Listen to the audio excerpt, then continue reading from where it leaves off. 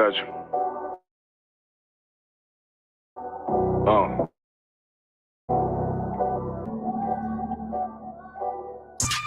Let it rap real quick. Look. City eyes, it's time to folk off. My God, a real nigga, cause he wasn't no flaw. Posted on the corner like a watchdog. Family secure, got that shotty in the closet by the mob ball. Fuck what they heard, when tell them it's all true. Be cautious, that foundation falls till you fall through. They gon' fall. Look, I keep this shit fitted, time soon. Ain't no more heart in this game, I'm John Q. Colder than the avalanche, way above average. Revenge taste sweet, told him make me an apple tree. Left us in the valley full of bones, this where hope found. Java, come on, man. Dark sands get broke down. Riding through Evans to my mall quad. Telling me how the crackers turn the shower into a ghost town. Focus out, nigga. I lay that game down. I feel his pain cause nothing is the same now. Let my light shine like heaven through a rain cloud. Glock have a fit like my child, no tangent. Try to warn them niggas we bear arms like tarantulas. Them mother niggas rap, I make anthems. I really seen prophets under this banner. Make my enemies bow down on camera. Told my design I wanted black and white like a panda. I'm better than that nigga that's some dirty to handle. Look, I move like a Brazilian. Precious cargo, spirit ancient, but I got a new semi-auto. Wave that bitch around like where's Wardo. Sleep if they want, I cut through they Z's like I'm Zorro. Pay me for his name, so I gotta keep that steel clutch. Trust me, I'm not what you think. I squeeze till it click like Dorothy when the heels touch. The world got me dumb, I don't feel much. Round with Yaradon, just left the state bridge. Looking for a bitch better than baby's kid. Remember I dropped twice gone, I've been gone never since. Still in the field, fuck them niggas on the fence, yeah.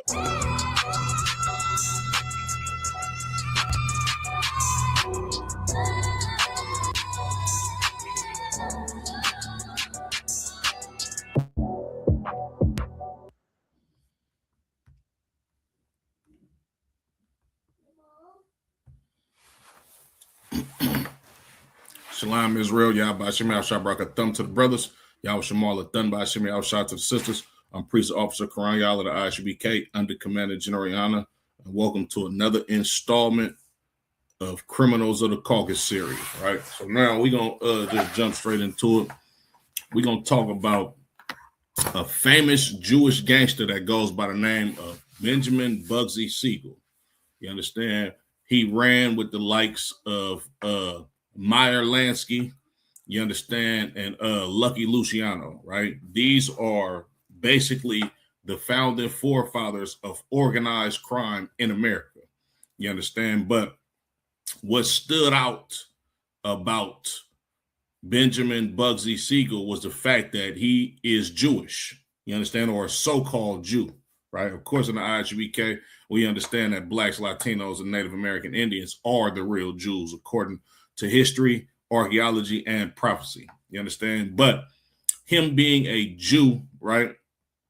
When you, or him being Jewish, excuse me, when you think of the Jewish community, these people are looked at as the chosen people of God and a righteous people. You understand? For the most part, this is what the world looks at a Jewish person, you understand, or a person that claims to be a Jew, you understand, which I'm going to show y'all that that's completely false, especially with this cat right here. And he wasn't the only Jewish cat that was a gangster, a criminal, and a thug. Meyer Lansky was also a gangster, a criminal, and a thug. You understand? I'm going to do one on him probably the next episode, but also Arnold Rothstein, you understand? The cat that fixed the 1919 World Series, you understand? He was also a Jewish gangster, criminal, and a thug. And he was the one that mentored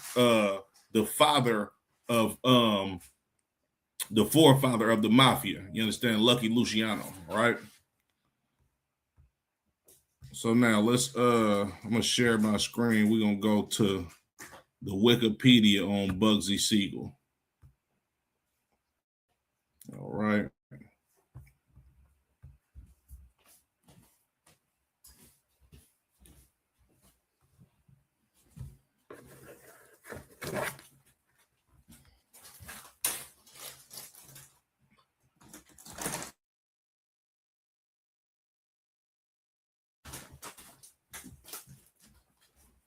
Okay, so let's get into it, right?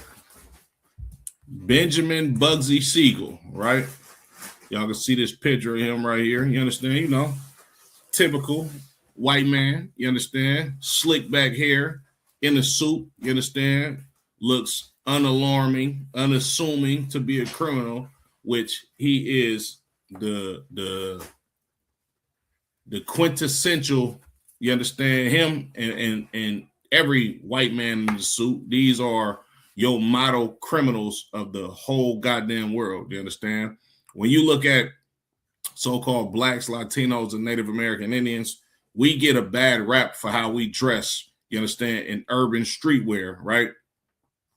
But the biggest criminals on planet Earth, they never wore white t-shirts, you understand, sports apparel, none of that, you understand? They wore suits, you understand, right? So now, Benjamin Bugsy Siegel, born February 28th, 1906. You understand? Died June 20th, 1947, right? Now, understand this, right? Benjamin Bugsy Siegel died in 1947, right? Meaning he was born and died and lived his whole life being a criminal, you understand, and died in the 40s. Black people didn't even know what the hell drugs was in the 40s. We damn sure didn't understand the concept of a street gang in the black community in the 40s. You understand? Criminality, you understand, as far as what society deems to be a criminality in the black community, as far as being a drug dealer, a pimp, you understand, that type of stuff. That stuff didn't start happening until around the time of the civil rights movement. You understand? The early 60s, late 60s to the 70s. But Meyer Lansky, him and his cronies, you understand, him personally, he was born in the early 1900s and died in the 40s and lived a full life of crime before you ever heard of a Blood, a Crip, a GD Vice Lord, crack cocaine, a Freeway Ricky Ross, BMF, any of that stuff. You understand? Because this is their culture, right? And I like to reiterate, the reason for this series is not to glorify these devils. You understand? The reason for this series is for blacks, Latinos, and Native Indians to understand that being a criminal does not come from us, nor is it our way of life. And we need to go ahead and give that way of life or that type of thinking or the glorifying of these gangsters back to them white boys. You understand? It says he was an American mobster who was a driving force behind the development of the Las Vegas Strip. You understand? And he absolutely was. You understand? The mob had a strong hand in starting up the economy and the criminal underworld of Las Vegas. Hence the name, aka Sin City. You understand? These devils are a sinful race of people, right? Along with his childhood friend and fellow gangster, Meyer Lansky, also Jewish, Siegel was influential, within the Jewish American mob, the Italian American mob, and a largely Italian Jewish coalition known as the National Crime Syndicate. You understand? The National Crime Syndicate was a bunch of Jewish and Italian thugs that banded together to get rich, you understand, off of crime, period. Described as handsome and charismatic, Siegel became one of the first front page celebrity gangsters. You understand? You see all of these young brothers that's taking pictures with guns. You understand that's in the news for catching Ricos. You understand? Look at what's going on with Lil Durk and the brother Pooh Shiesty that just came home not too long ago. You understand? All of these black rappers, you understand, they literally modeled themselves after white criminals. You understand it? Like we're literally reading about a man named Benjamin Bugsy Siegel. Does his name sound familiar to you? Is there not a Philadelphia rapper named Beanie Siegel? Yeah, he modeled himself after this criminal. You understand? Before you heard of Lil Durk getting indicted for murder for hire, you understand? Or a Big U getting indicted for a RICO Act, you understand? The first criminal gangsters was people like, the first celebrity criminal gangsters was people like Bugsy Siegel, Meyer Lansky, and Lucky Luciano. You understand? Siegel was one of the founders and leaders of Murder Inc. and became a bootlegger during American Prohibition. Murder Inc., that was a cold band of Italian and Jewish gangsters that took out murder for hire contracts on other Caucasians that jumped out of line as far as their criminal underworld, right? They said he was a bootlegger during American Prohibition. You understand? Just like John F. Kennedy's father, right? Al Capone and a number of other Caucasian criminals, right? After the 21st Amendment was passed in 1933, repealing Prohibition, he turned to illegal gambling. In 1936, Siegel left New York and moved to California. His time as a mobster during this period, was mainly as a hitman and muscle, and he was noted for his prowess with guns and violence. In 1941, Siegel was tried for the murder of friend and fellow mobster Harry Greenberg, who had turned informant. He was acquitted in 1942. So not only was this dude a bootlegger, you understand? Not only was he involved in illegal gambling, but his bread and butter was murder for hire. You understand?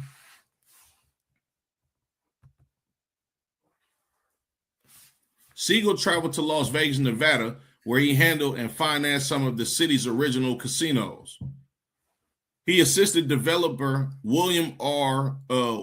Wilkerson's Flamingo Hotel, and Wilkerson ran out of funds. Siegel assumed control of the project and managed the final stages of construction. The Flamingo opened on December 26, 1946, in a 3-day event that was well received. Without a hotel to accompany the casino, the Flamingo struggled and closed from February 6th until the hotel reopened March 1st, 1947.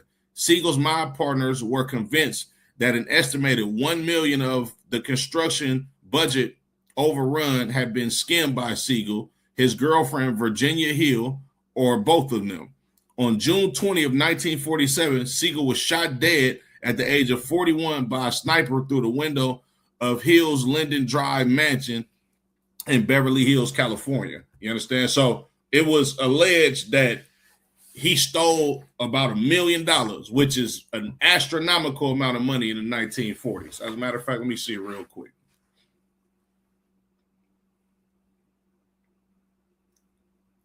How much is $1 million in 1947 worth today? Good night. That's about $14.53 million. So about $14.5 million he stole from his business partners, right? Allegedly. I mean, they unalived him for it, so obviously somebody believed it. You understand?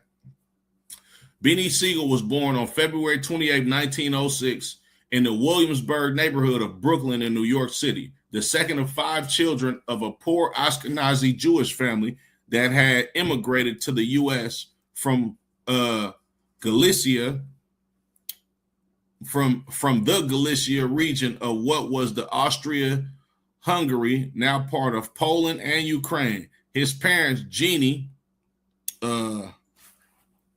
Richenthal, I don't know how to pronounce that, probably butchered that, and Max Siegel worked for meager wages. Now, of course, the Caucasian man has never been a Jew. You understand?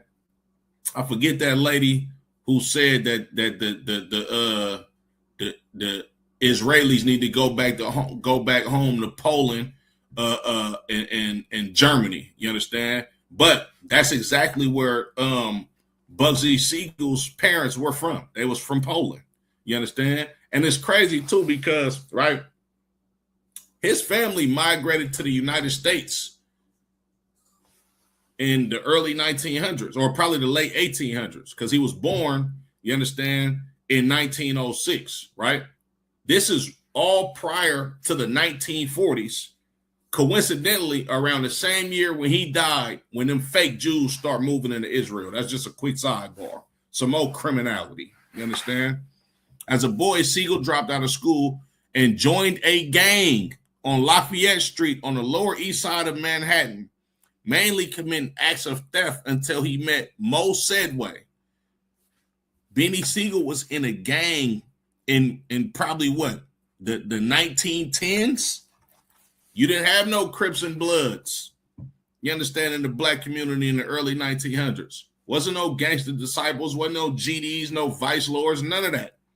You understand? But Siegel dropped out of school and was in a gang.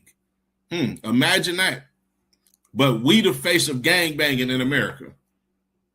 Meanwhile, these white boys invented street gangs in the late 1800s in New York City.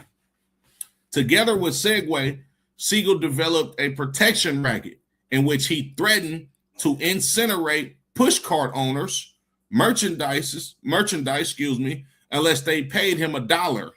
So this was a kid, right, walking up to people that sold items and merchandise from push carts. And this was a kid that walked up to him like, hey, man, look, check this out. You either give me $1 and I protect you, or I'm going to destroy all of your goods and you're not going to be able to feed your family. This is extortion as a kid. You understand? He soon built up a lengthy criminal record dating from his teenage years that included armed robbery, rape, and murder. Typical white man. He literally had on his personal rap sheet rape, robbery, and murder. Imagine that. Why is not the white man the face of crime? The Bugs and Meyer mob. During adolescence, Siegel befriended Meyer Lansky, who applied a brilliant intellect to forming a small mob whose activities expanded to illegal gambling and car theft. Lansky, who had already had a run-in with Charles Lucky Luciano, saw a need for the Jewish boys of his Brooklyn neighborhood to organize in the same manner as the Italians and the Irish. The first person he recruited from for his gang was Siegel. So Meyer Lansky already had an issue with Lucky Luciano. And he seen how them Italian boys was getting down in the streets and they was banding together against the Irish and Jewish. You understand? The white man is the devil that the Bible speaks of. And even in their own capacity living amongst each other, they gonna torture, oppress, and do evil stuff towards one another. That's why Hitler kicked them Jewish cats up out of his country. You understand? Because they was doing the same thing. That's the nature of a white man, to oppress and do evil to anybody that he lives around.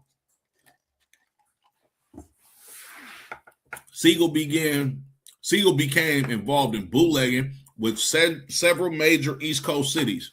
He also worked as a hitman whom Lansky hired out to other crime families. The two formed the Bugs and Meyer mob, which handled hits for the various bootleg gangs operating in New York and New Jersey, doing so almost a decade before Murder Inc. So before they even had Murder Inc., they was already bootleggers. And he was Bugsy Siegel was already doing murder for hire hits. You understand? 10 years before Murder Inc., right? The gang kept themselves busy by hijacking the liquor cargoes of rival outfits and were known to be responsible for the killing and removal of several rival gangland figures. Siegel's gang mates included Abner, Lungi, Zwilman, Louis Lepke Buckhalter, and Lansky's brother, Jake Joseph Doc Stacker, another member of the Bugs and Meyer mob, recalled to Lansky's biographers that Siegel was fearless, and saved his friends' lives as the mob moved into bootlegging. So these are all Jewish cats, right? Bugsy never hesitated when danger threatened, Stature told Yuri Dan. While we tried to figure out what the best move was, Bugsy was already shooting.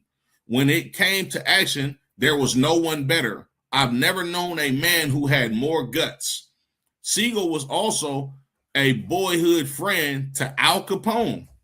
When there was a warrant for Capone's arrest on a murder charge, Siegel allowed him to hide out with his aunt. Damn, it's crazy. So Beanie Siegel and Al Capone was good friends, and he harbored him being a fugitive on a murder charge and allowed him to hide at his auntie house. I ain't know none of this. Salakia. Siegel first smoked opium during his youth and was involved in the drug trade. He was a dope dealer too and a drug addict. By age 21, he was making enough money to purchase an apartment at the Waldorf Astoria Hotel and a two-door home in Scarsdale, New York. He also wore flashy clothes and participated in New York's nightlife. Right? New York City's nightlife. Now, the Waldorf Astoria Hotel is like a big upscale hotel. For him to have an apartment in that hotel, he was making a whole lot of money selling drugs. From May 13th to 16th, 1929, Lansky and Siegel attended the Atlantic City Conference, representing the Bugs and Meyer gang. Luciano and former Chicago Southside gang leader Johnny Torrio held the conference at the Ritz-Carlton Hotel in Atlantic City, New Jersey. At the conference, the two men discussed the future of organized crime and future structure of the mafia families.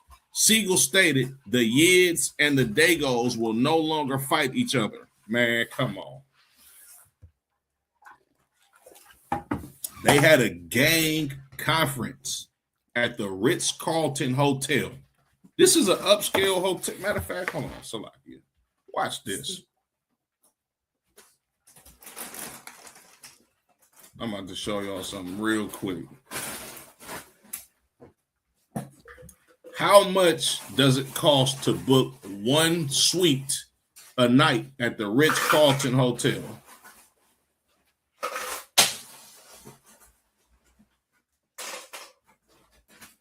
It's a booking a one-night stay in a suite at a Ritz-Carlton Hotel typically ranges from approximately $700 to over $15,000 per night. Now they having conferences in this hotel, so of course they're not.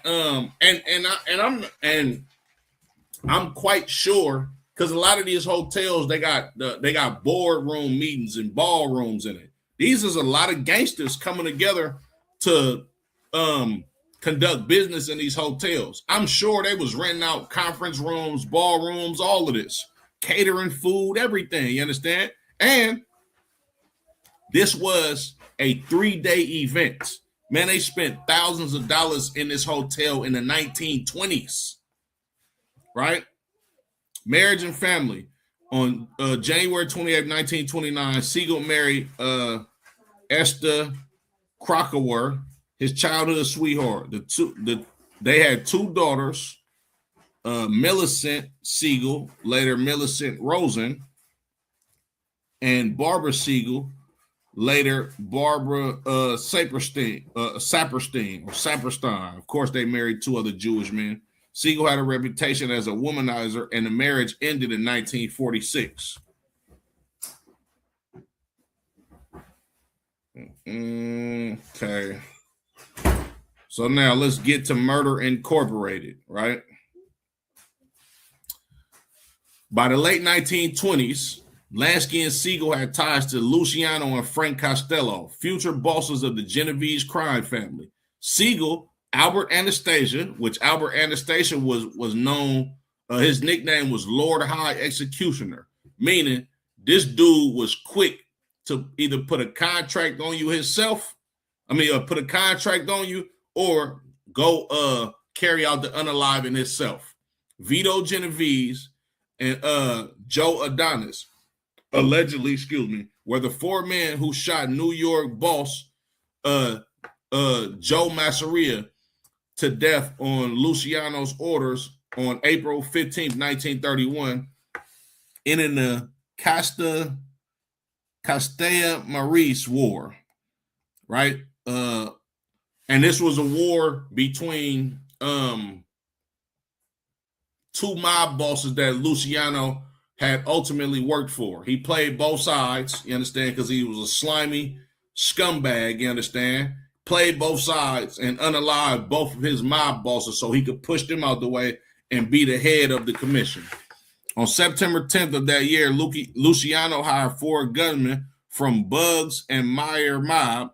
Some sources identify Siegel as one of them to murder Salvatore Maranzano in his New York office. That was the other mob boss that he had them go unalive, establishing Luciano's rise to the top of the mafia and marking the beginning of modern American organized crime. Following Maranzano's death, Luciano and Lansky formed the National Crime Syndicate, an organization, of crime families that brought order to the underworld. The commission, the mafia's governing body, was established for dividing the families, territories, and preventing future gang wars. With his associates, Siegel formed Murder, Inc.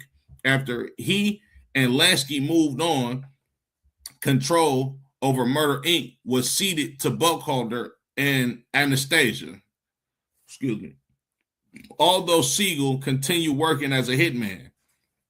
Siegel's only conviction was in Miami on February 28, 1932. He was arrested for gambling and vagrancy, and from a roll of bills paid $100 fine. That's crazy. Must be amazing to be a white man. During this period, Siegel got into a dispute with the Fabrizio brothers, associates of Wax and Gordon. Gordon had hired the brothers from prison after Lansky and Siegel gave the IRS information about Gordon's tax evasion, resulting in Gordon's imprisonment in 1933. So hold on. Not only was this dude a gangster, not only was he a murderer, a drug dealer, a rapist, he was a snitch. Come on, man. The more you know about these slime balls. Siegel hunted down and killed the Fabrizos after they made an assassination attempt on him and Lansky by penetrating Siegel's heavy fortified suite at the Waldorf Astoria with a bomb. After the death of his two brothers, Tony Fabrizio had begun to write a memoir and gave it to an attorney. One of the longest chapters was to be a section on the nationwide Kill for Hire squad led by Siegel. However, the mob discovered Tony's plans before he could carry them out. In 1932, after checking into a hospital to establish an alibi and later sneaking out, Siegel joined two accomplices in approaching Tony's house and posing as detectives to lure him outside, gun him down. In 1935, Siegel assisted in Luciano's alliance with Dutch Schultz, you understand, another Jewish gangster who was a racketeer, and he tried to push up on the Harlem's number racket, right? And killed rival loan shark brothers Louis Pretty Amberg and Joseph Amberg.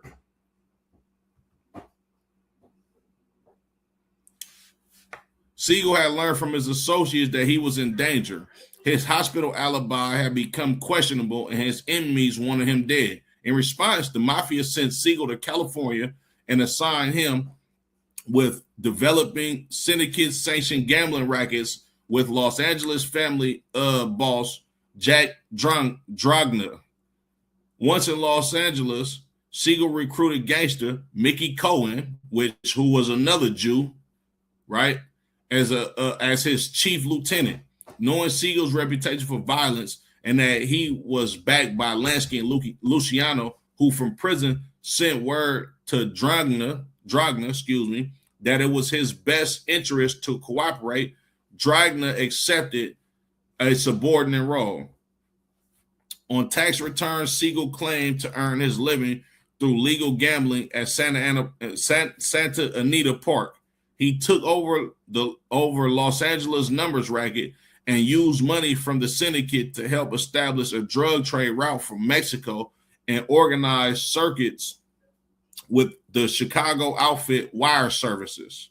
By 1942, $500,000 a day was coming from the syndicate's booking wire operations. Damn, these boys was getting a whole lot of money. You understand? Black, Latino, and Native American Indians, understand this. You are not a criminal. You're terrible at being a criminal. This is the white man's job. They are outstanding at this shit. You understand? They was making $500,000 a day from one racket in 1942. You got niggas standing on the corner selling drugs that can't even make $1,000 a week. Salakia. In 1946, because of problems with Siegel, the outfit took over the Continental Press and gave their percentage of the racing wire to Dragna, infuriating Siegel. Despite his complications with the wire services, Siegel controlled several offshore casinos and a major prostitution ring. So he was a pimp also. This cat was a drug dealer, a murderer, a drug addict, a pimp, a thief, a bootlegger. He was every damn type of criminal you can be.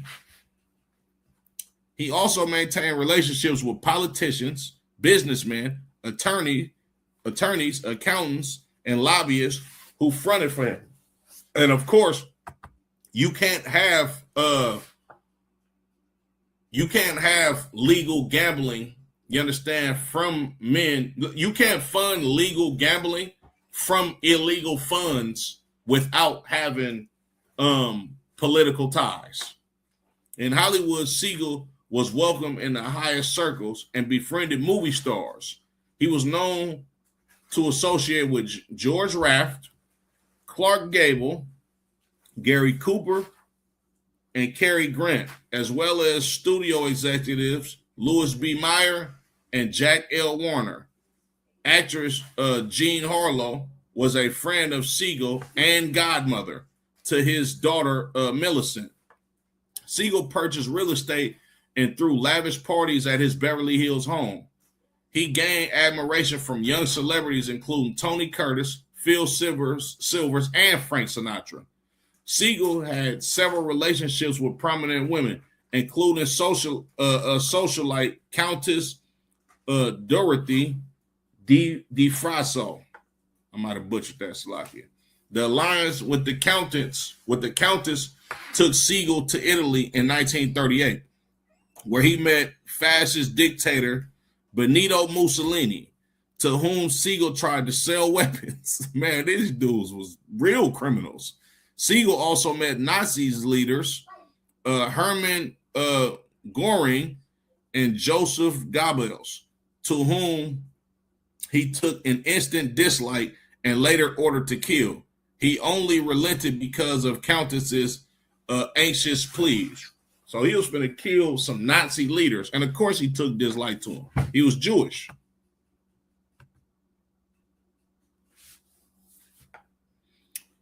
In Hollywood, Siegel worked with the syndicate to form illegal rackets. He devised a plan of extorting movie studios.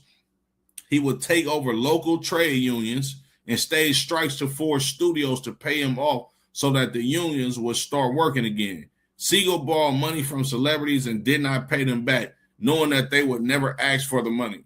During his first year in Hollywood, he received more than $400,000 in loans from movie stars. Man, they were paid. He got $400,000 in loans his first year in Hollywood just from movie stars alone. And this ain't $400,000 in today's money. That's $400,000 in the 1930s. Selling antimite to Mussolini. According to Siegel's accounts, antimite was a new type of explosive substance that detonated without sound or flash. And Siegel attracted the interest of Mussolini and the Axis powers to purchase it. Mussolini advanced $40,000 to have Antimite scaled up, but Siegel failed to detonate the explosives in 1939 during a demonstration to Mussolini and Nazi leaders, including Göring and Goebbels. Mussolini demanded the return of his money, and I bet you he paid Mussolini back. He ain't finna do no plan with him.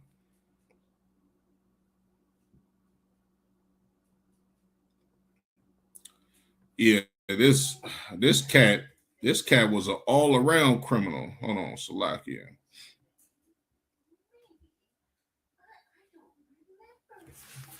On November 22nd, 1939, Siegel, Whitey Krakow, Frankie Carbo, and Albert Tannenbaum killed Harry Big Genie Greenberg outside his Hollywood Hills apartment. Greenberg had threatened to become a police informant, and Buckhalter,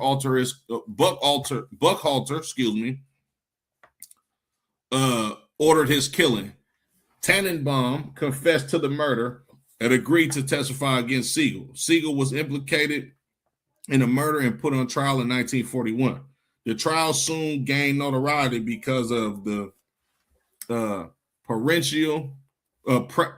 preferential treatment that Siegel received in jail. He refused to eat prison food, was allowed female visitors, and was granted leave for dental visits. However, Siegel himself protested loudly about the stories of his privileged incarceration and behavior during the trial, claiming that they were either untrue or grossly exaggerated. Some reporters wrote that Siegel had a valet in prison, that he had broken down in tears on the stand, and that his eyes were brown. Siegel told them, "You can see yourself that they're not brown. They were, in fact, blue." This dude was an arrogant, pompous asshole, just like white men are. The pride of their heart have deceived them. Salakia. Press reports also revealed information about Siegel's past and referred to him as Bugsy. Siegel hated the nickname because it was based on the slang term bugs, meaning crazy, and used to describe his erratic behavior. He preferred to be called Ben or Mr. Siegel. And that's exactly where his nickname comes from, Bugsy. You understand? Bugs. Or like the New York cats will say, this cat is bugged out. That shit mean you crazy. You understand? And he absolutely was a goddamn a sociopath and a damn lunatic and a psychopath.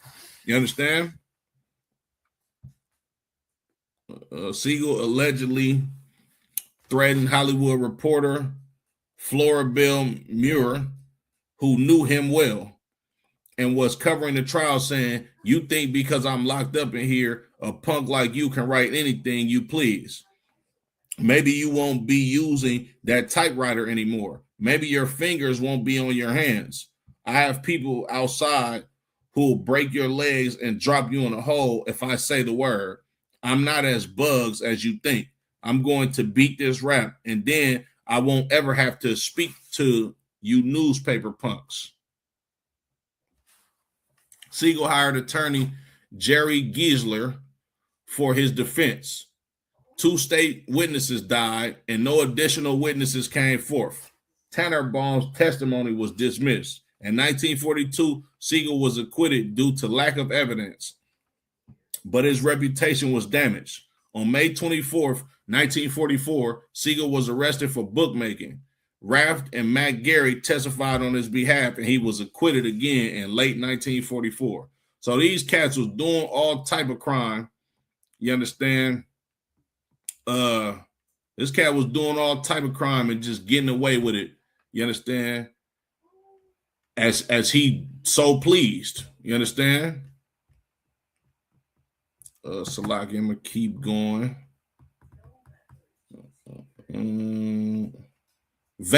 Las Vegas. Problems with the outfit's wire service had cleared up in Nevada and Arizona, But in California, Siegel refused to report business. He later announced to his colleague that he was running the California syndicate by himself and that he would return the loans in his own good time. The mob bosses were initially patient with Siegel because he had proven to be a valuable asset. So now, you know what I'm saying, he got tired of basically answering to people, and he wanted to be the boss, right? So him being a reliable source of income to the higher ups, they allowed him to do his thing. You understand? And they allowed him to return their money on his terms because he had done so much with putting money in their pockets.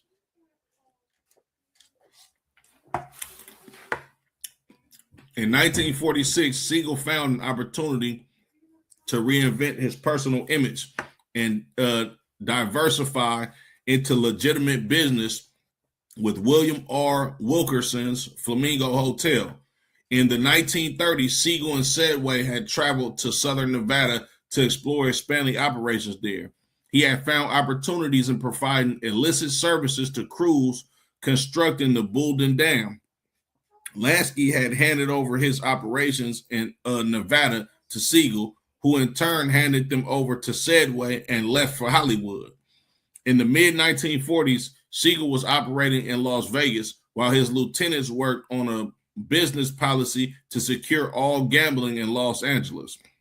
In May 1946, he decided that his partnership agreement with Wilkerson had to be altered to give him control of the Flamingo. Within the Flamingo, Siegel would supply the gambling, the best liquor, and food at the biggest entertainers at reasonable prices. He believed that these attractions would lure thousands of vacationers willing to gamble $50 or $100 as well as high rollers. Wilkerson was eventually coerced into selling all stakes in the Flamingo under the threat of death and went into hiding in Paris for a time. So Siegel got into business with Wilkerson, and then he ultimately muscled him out of his own business to become the boss of the Flamingo Hotel and Casino. From this point, the Flamingo became syndicate run.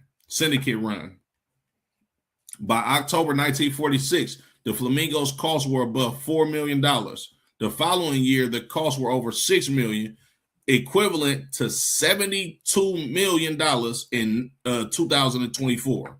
By late November 1947, the work was nearly finished. According to later reports by local observers, Siegel's maniac chest puffing set the pattern for several generations of notable casino moguls. He boasted one day that he had personally killed some men. He saw the panicked look on the face of head contractor Dale Webb and reassured him, "Dale, don't worry, we only kill each other." Damn, it's a lot here. Other associates portrayed Siegel in a different aspect. He was an intense character who was not without a charitable side, including his donations for the Damon Runyon Cancer Fund. Siegel's Las Vegas attorney, Lou Weiner Jr., described him as very well liked and said that he was good to people. Okay, the opening. The Flamingo opened on December 26, 1946. Despite being unfinished, locals attended the opening, and some celebrities present, including June Haver, Vivian Blaine, Sonny Tufts, Brian Dunleavy, Charles Coburn. They were welcomed by construction noise and lobby draped with drop cloths. When word made its way to Siegel during the event that the casino was losing money, he became verbally abusive and threw out at least one family. After 2 weeks, the Flamingos gambling tables were $275,000 in the red, and the casino briefly shut down. Siegel continued construction and hired Hank Greenspun as a publicist.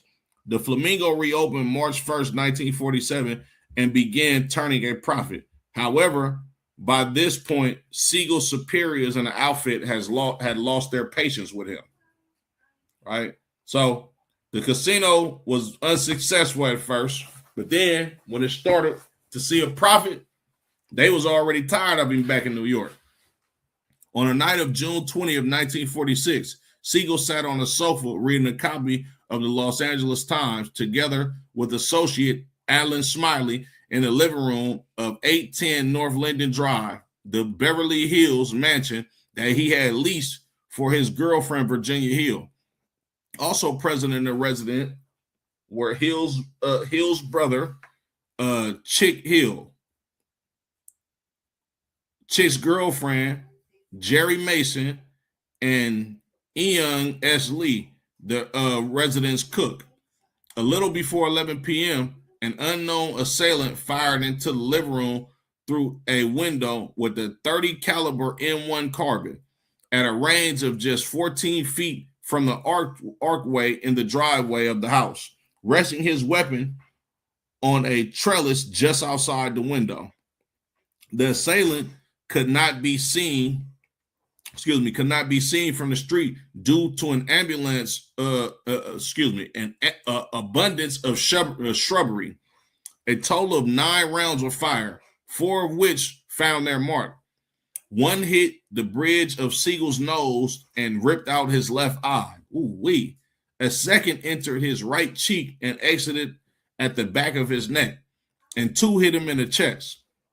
According to Muir, who was one of the first reporters on the scene and had spoken to Siegel earlier that day, the remaining shots destroyed a white marble statue of Bacchus on a grand piano, and then lodged in the far wall. Muir also stated that she noticed Siegel's left eyeball lying on the ground and picked up the silver of the flesh from which his long eyelashes extended.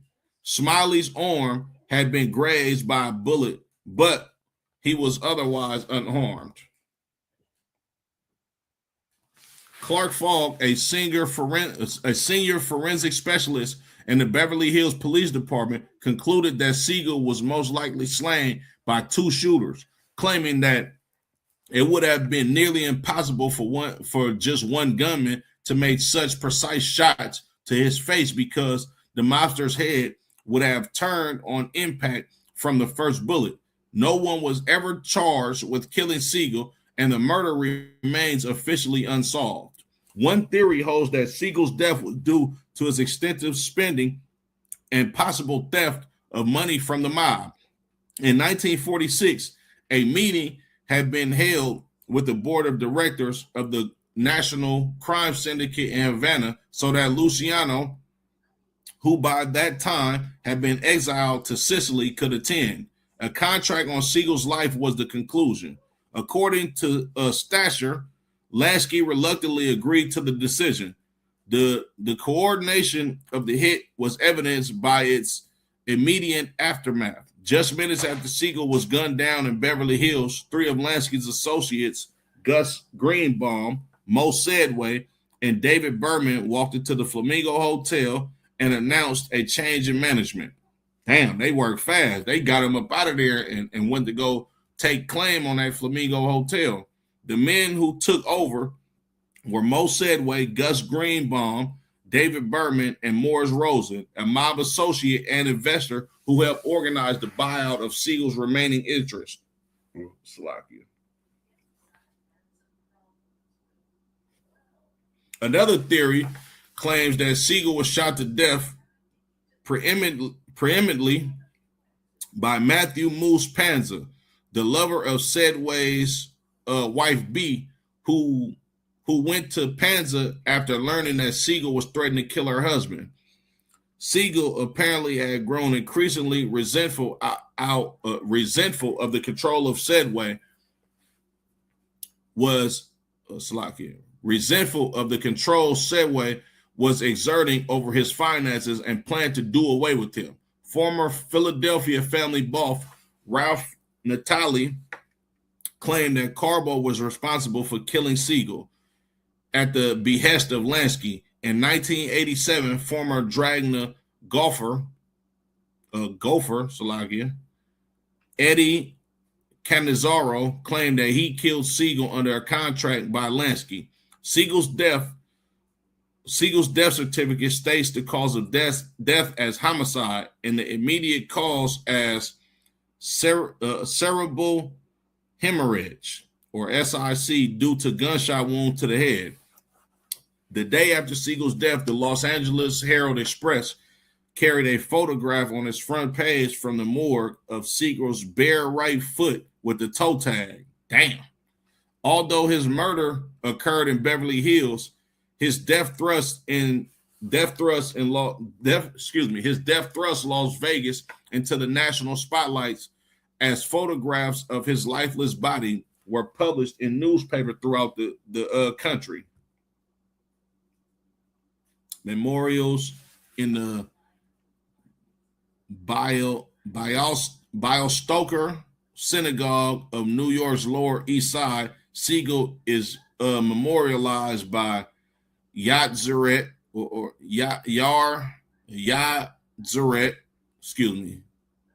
Ziet remembrance plaque that marks his death date so mourners can say Kiddush for the anniversary. Siegel's plaque is below that of Max Siegel, his father, who died just 2 months before his son.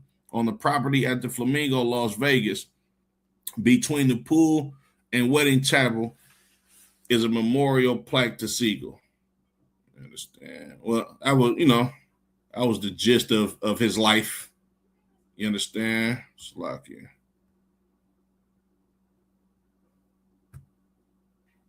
Okay, now we're gonna get some of these scriptures. Give me a second.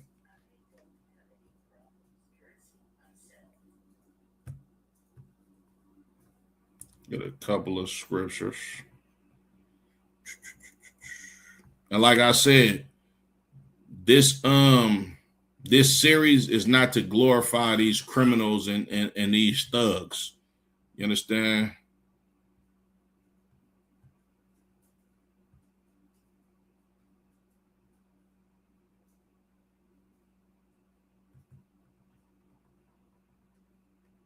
This series is to show Black, Latino, and Native American Indians, you understand, that our culture is not that of the oppressor. You understand? The Lord wants us to be absolutely the opposite of our oppressor. You understand? It's the book of Proverbs chapter 3 and verse 31. Envy thou not the oppressor and choose none of his ways. The Lord don't want us to be like the oppressor. You understand? He said, don't envy him and choose none of his ways. You understand? All throughout these scriptures and the laws of the Bible, our laws prevent us from being like the oppressor. You understand? And when you go through this Bible and you look at the law, statutes, and commandments that the Lord told us to follow, you understand, from generation to generation forever, our laws are against everything that Bugsy Siegel and his counterparts, you understand, stood for, right? Like I said, or like we just read, Bugsy Siegel was a murderer. You understand? He was a drug dealer and a drug user, right? He was a pimp. He was a thief. You understand? He was a robber. He was a rapist. You understand? The laws of the Bible tells the children of Israel that we can't do none of that. You understand? The law says, thou shalt not steal. Thou shalt not murder. You understand? You can't force a woman to have intercourse with you. You understand?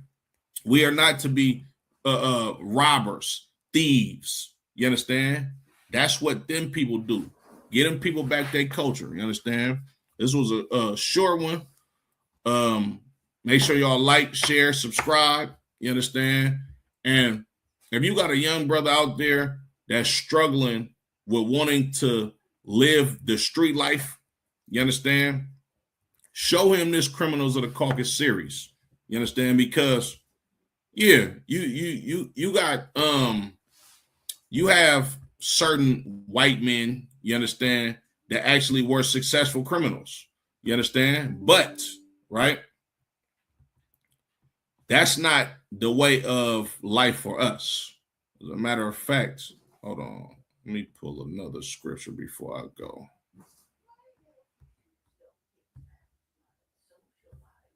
Pull another scripture before I get up out of here. Right. Salakia. Success in crime, it ain't gonna happen for us. You understand? Because the Lord has a different path for us, right? Like I was just explaining to somebody at camp yesterday. You understand? When you read about the laws of the Most High God and the punishments that happen to the children of Israel, it's because the Most High God is a father. You understand? And what is a father that's going to do that loves his children? He's going to discipline them. He's going to chastise them. And that's exactly what the Most High does for the children of Israel. That's why you don't have no successful criminals. You understand? Big Meats did a whole bunch of years in jail.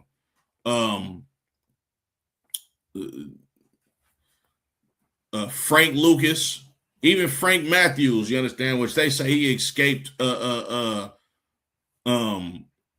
incarceration and all that. Nah, Frank Matthews was unalived by the mob. That's what they won't tell you.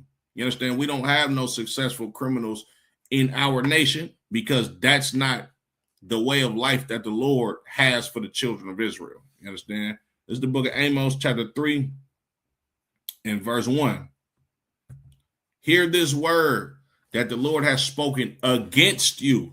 You understand? This is the word that the Lord is speaking against us, O children of Israel, against the whole family, which I brought up from the land of Egypt, saying, you only have I known of all the families of the earth. Therefore, I will punish you for all of your iniquities. That's what the Lord said. The Lord said, everybody ain't my child. You understand? I don't give a damn about what they got going on. Of course, the Lord is going to ultimately judge everybody for sinning against the children of Israel, but we pay for our punishments, you understand, because the Lord loves us. You understand? With that being said, Yahweh Shem Al Shabrak a thumb to the brothers, Yahweh Shemal a thumb by Shem Al Shah to the sisters. Like I said, like, share, subscribe, and share this Criminals of the Caucasus series with that young brother, that young sister who glorifies the life of crime and that you see that's going down the wrong path. Show them that this ain't your culture. You understand? Yeah, these white boys can be successful in this crime, but it's not going to be the same for you. Shalom.